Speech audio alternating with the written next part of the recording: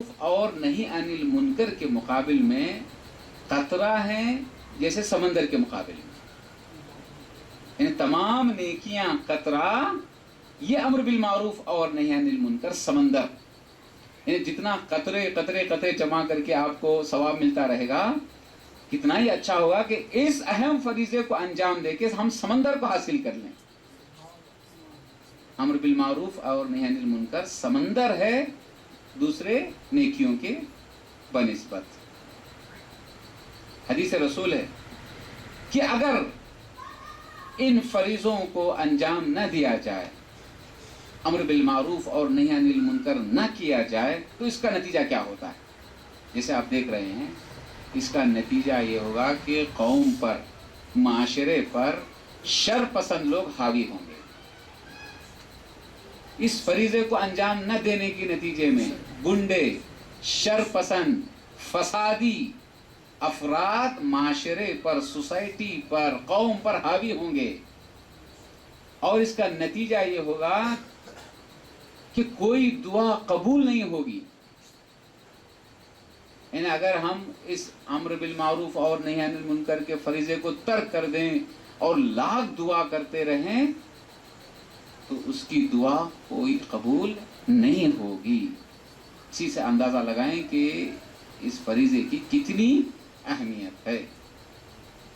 راہ خدا میں جہاد کرنے کے برابر ہے. اور بہت سارے حدیثوں میں جو مفہوم ملتا ہے وہ یہ کہ راہ خدا میں جہاد، راہ خدا میں جہاد کوئی معمولی کام نہیں ہے. جان کی بازی لگانا پڑتا ہے، جان کو ہتھیلیوں میں لے کر جانا پڑتا ہے.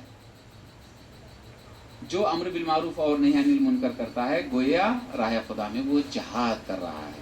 یہاں تک علماء نے بتایا ہے کہ امر بالمعروف اور نہی عن المنکر جہاد کی قسموں میں سے ایک قسم ہے، اور ہر آدمی کر بھی نہیں سکتا، بزدل انسان نہیں کر سکتا. جس کا ایمان مضبوط ہو، جس کا ایمان پختہ ہو، وہی کر سکتا ہے. ضعیف الایمان مومن اس فریضے کو انجام نہیں دے سکتا، اس لیے کہ وہ ضعیف ہے، کمزور ہے. وہی انسان انجام دے سکتا ہے جس کے نفس پر، اپنی ذات پر بھروسہ ہو کہ میں جو کر رہا ہوں وہ صحیح انجام دے رہا ہوں.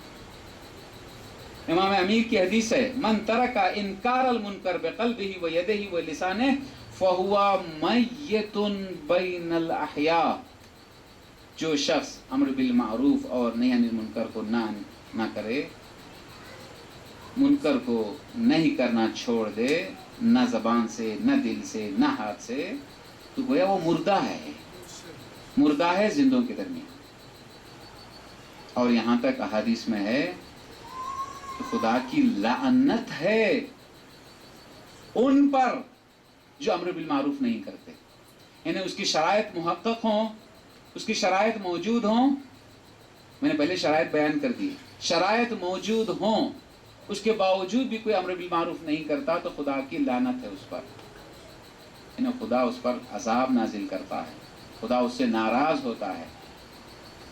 تو عزیزو، جیسے کہ آپ نے محسوس کیا کہ دین مبین اسلام نے امر بالمعروف اور نہی عن المنکر کی کتنی اہمیت بیان کی ہے کہ اگر ان فریضوں پر عمل ہو جائے تو یقین جانیے ہمارا معاشرہ، ہماری سوسائٹی نیکیوں کی طرف گامزن ہو جائے گی. لوگ خود بخود برائیوں سے دور ہوتے ہوئے چلے جائیں گے. یہاں تک کہا گیا ہے کہ کوئی انسان معاشرے میں، سوسائٹی میں یا پڑوس میں، رشتہ داروں میں اتنا برا ہے کہ نصیحت کرنے کے باوجود بھی اثر نہیں ہوتا، نہی عن المنکر کرنے کے باوجود بھی اس پر کوئی اثر نہیں ہوتا، تو اس سے تعلقات توڑ لیں، اس سے رشتہ توڑ لیں، اس سے ملنا جھلنا چھوڑ دیں، اسے سلام تک نہ کریں، اس کے ساتھ شادی بیاہ کے تعلقات تک برقرار نہ کیے جائیں. یہ ہوتا ہے سوشل بائیکاٹ، تاکہ برائی معاشرے میں عام نہ ہونے پائے.